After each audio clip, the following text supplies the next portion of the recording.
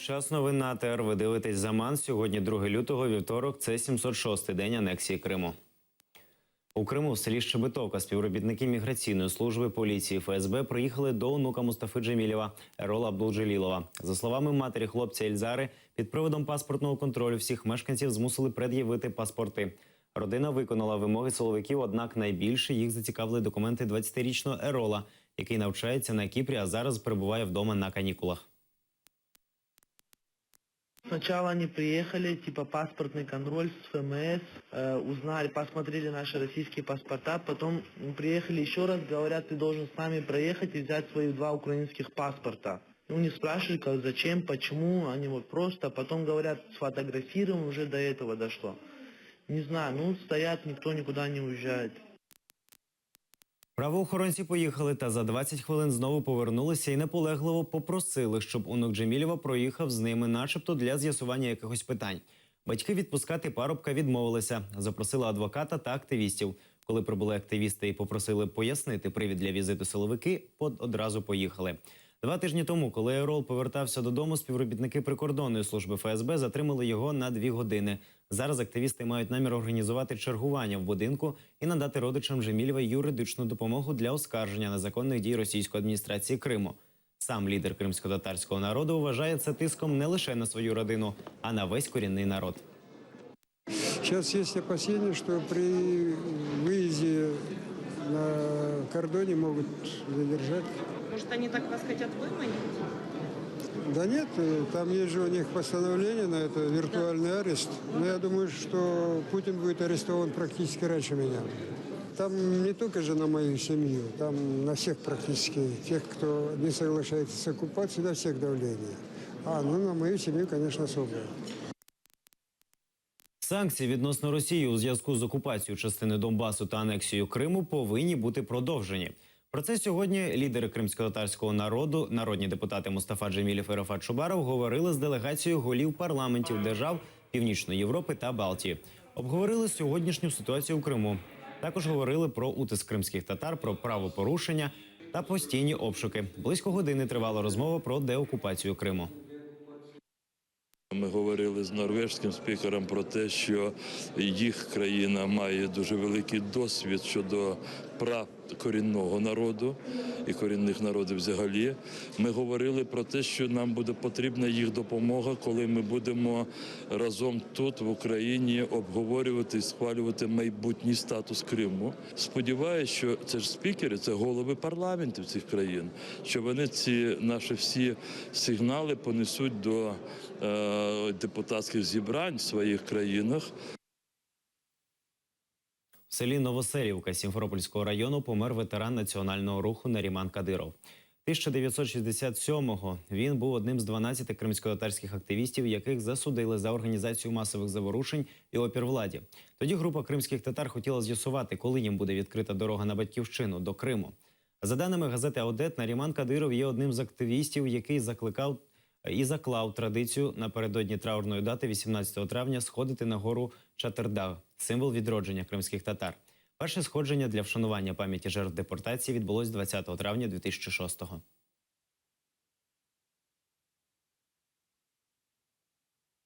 Муеддіна Альвапова, якого звинувачують у підпалі машин в Ялті, Верховний суд Криму російської адміністрації залишив під вартою на 2 місяці. 21-річного мешканця Алупки затримали 23 січня. За 2 дні Ялтинський суд заарештував на 2 місяці його. Слідство стверджує, ще 2 затриманих вказали на Альвапова як організатора підпалів. Батьки Муеддіна впевнені, їхній син до яких-небудь підпалів ніякого відношення не має. Суд был в открытом режиме, но опять-таки оставили меру пресечения прежнюю. Всем 3 меру пресечения оставили прежнюю. Одного из них он вообще не знает. Его прямо, говорит, вот так вот провели, и он так тыкал, показывал. Вот. А второй, так они, как в Алупке живем, все здрасте, и все. Говорит, я его так хорошо не знал. Мой средний сын Мустафа, он такой вот, как истинный крымский татарин, он не согласен, нет, самое.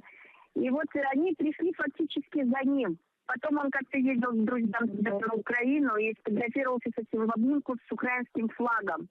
И выставил это ВКонтакте. Поэтому, говорит, они пришли фактически за старшим, так как его дома не оказалось, забрали младшего. Російському уряду і губернатору Севастополя запропонували піти у відставку.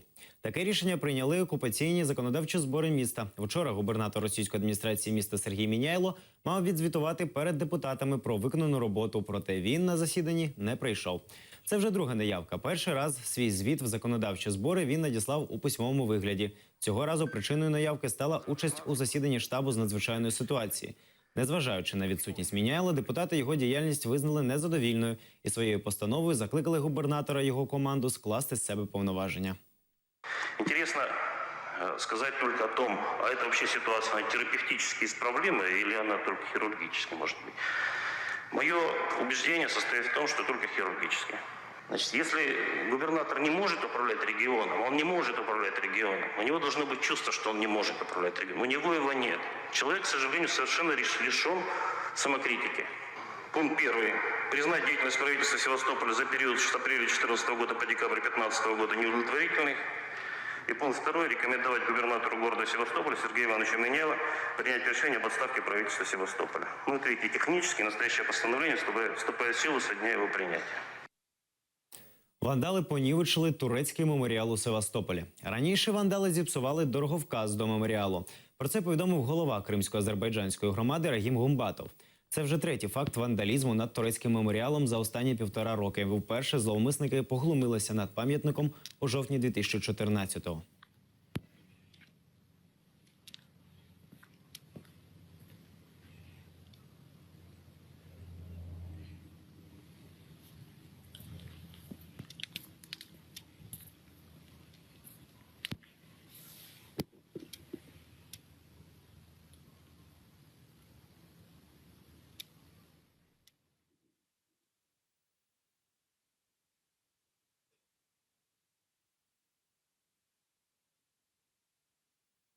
Кримчани збирають підписи, щоб не позбутися своїх будинків. Жителі Сімферопольського мікрорайону Кам'янка побоюються, що їх будинки і садові ділянки можуть знести.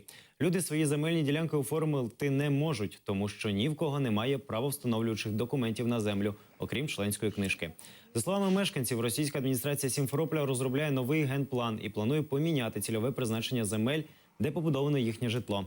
Для розширення міста влада планує будувати тут багатоповерхівки. Як повідомили жителі Кам'янського масиву, така ж доля чекає жителів центрального району Сімферополя. Нібито там теж близько 800 будинків від автостанції Західної до парку Шевченка мають бути знесені.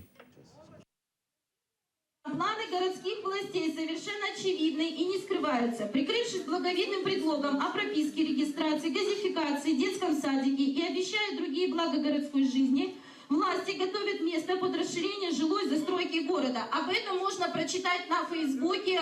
Разработчик генплана четко рассказал, что все равно городу надо расширяться, ему нужны территории. На месте коллективных садов планируется малоэтажная жилая застройка, а также объекты социальной инфраструктуры, то есть меняется вид разрешенного землепользования. Однако все 340 гектар территории Каменского массива уже выделены для ведения садоводства. И садоводы до 1 января 2020 года имеют право на дооформление земли, бесплатно получить свою землю. В генеральный план заложена коррупционная схема. Схема отлажена еще при Украине, когда люди, построившие на своих участках дома, будут нести взятки, чтобы им выделили им же принадлежащую землю. Шопінг у темряві. У Сімферопольському торговому центрі «Ашан» люди здійснюють покупки під світло ліхтарів. У торговому центрі продовжується відключення світла. Один з покупців засняв момент, коли в Ашані повна темрява. Люди ходять з ліхтариками в пошуку товарів. А за даними видання «Крим-24», перед вимиканням світла всіх покупців в торговому залі попереджають по гучномовцю.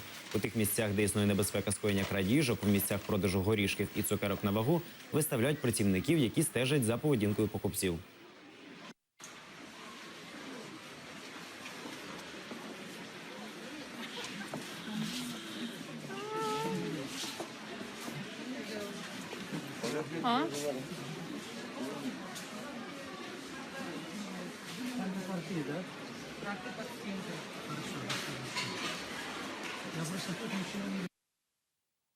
Кримчани змушені платити за свої борги в українських банках. Коли Крим анексували, президент Росії Владимир Путін дав зрозуміти, що про борги в банках можна забути. Нове життя для Криму. Його підтримав голова російської адміністрації півострова Сергій Аксьонов, сказавши, що в зв'язку з переходом півострова всі невирішені між кримчанами і Україною питання можна назвати форс-мажором. Кримчани нікому не винні за кредити. Така собі компенсація за відсутність української води, електроенергії і світові санкції. Однак на практиці все виявилося інакше. Кримчанин Леонід Скачко хотів переоформити авто, яке брав колись під кредит у Приватбанку, на російські номери. Але в автоінспекції на нього чекав сюрприз. Його машина під арештом. Вот я пошел в МРЭО ГАИ, мне дали эту бумагу. Я глаза на них вылупил. Говорю, как так? Под арестом, под каким арестом? После того, как прошел референдум, здесь в месяц где-то еще люди толпились для того, чтобы узнать, что и как. Конечно, люди очень огорчились, в общем-то, тому, что появился такой закон о том, чтобы возвращать, значит, кредиты приватбанкам. У Криму закрили на карантин 40 шкільних класів. Захворюваність на гострі респіраторні вірусні інфекції в Криму вище рівня епідеміологічного порогу – майже на 13%. Вже призупинено навчальний процес у 16 школах. За даними санітарно-епідеміологічної станції, на півострові підтверджено 32 випадки захворювання на свинячий грип. Від зараження вірусом H1N1 загинули 2 людини.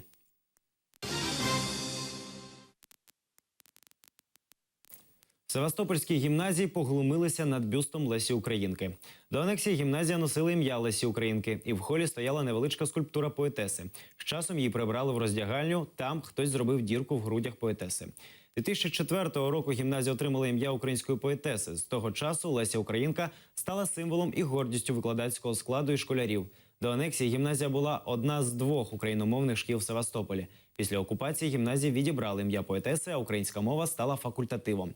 У травні 2014-го випускники гімназії номер 5 і деякі їх педагоги на знак протесту проти окупації півострова Росією прийшли на свято останнього дзвоника у вишиванках, незважаючи на фактичну заборону всього українського на півострові.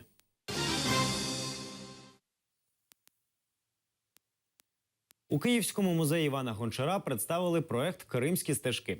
Це спільна ініціатива агентства «Артполе» і художників по створенню візуальних нагадувань про Крим в різних громадських місцях. З літа минулого року художники відтворювали кримські та українські орнаменти на вулицях Приазов'я, Вінниці та Києва. Образ кримських стежок одночасно виник у фільмі французького режисера Вінсента Муна. Його роботу змогли побачити присутні на презентації проекту. Цей міст на Голосіївському проспекті в Києві став першим арт-об'єктом у проєкті «Кримські стежки». Влітку минулого року польський художник Артур Вабік розписав опори, взявши за основу кримсько-татарський орнамент Рустема Скибіна. Красиво, нравится. Мы ходим и эстетическое наслаждение получаем от картинок. Детки смотрят на картинки. Вот малыш даже знает слоник, уже птичку. Я еще на краску давала деньги. Ассоциации, иногда даже какие-то средневековые даже. Где-то там что-то и современное, цветочки тут, домики такие, как будто где-то на даче. Успокаивающе действует. Потім була Вінниця зі стріт-артом за мотивами творів Михайла Коцюбинського та Приазов'я. Мое ощущение, что это должно быть в пространстве присутствовать. И проходя мимо, чтобы каждый из крымских татар и жителей Киева, либо других городов видели, знакомились с крымско-татарским орнаментом. Вот, а крымские татары чувствовали себя не так оторванными. И через это мы знакомимся ближе друг с другом, через ці орнаменти. Ідея була також в тому, щоб використовувати в цих художніх роботах орнаменти, якісь знаки, символи народів Криму, характерних для народів Криму. Ось, тобто, щоб винести це питання в якийсь такий інформаційний простір і засобами мистецтва постійно підтримувати зв'язок з Кримом і підтримувати в інформаційному полі цю тему. Поки на вулиці холодно, художники взяли тайм-аут і замість розпису стін влаштували презентацію фільму французького кінорежисера Вінсена Муна. Назва його роботи співпала з назвою проєкту «Кримські стежки».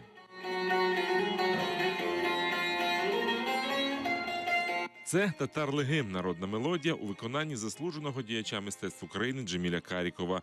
Вона починає документальну кінороботу про народну музику корінних народів Криму. Тут звучать мелодії кримчаків і караїмів. Всі зйомки проходили ще у 2013 році.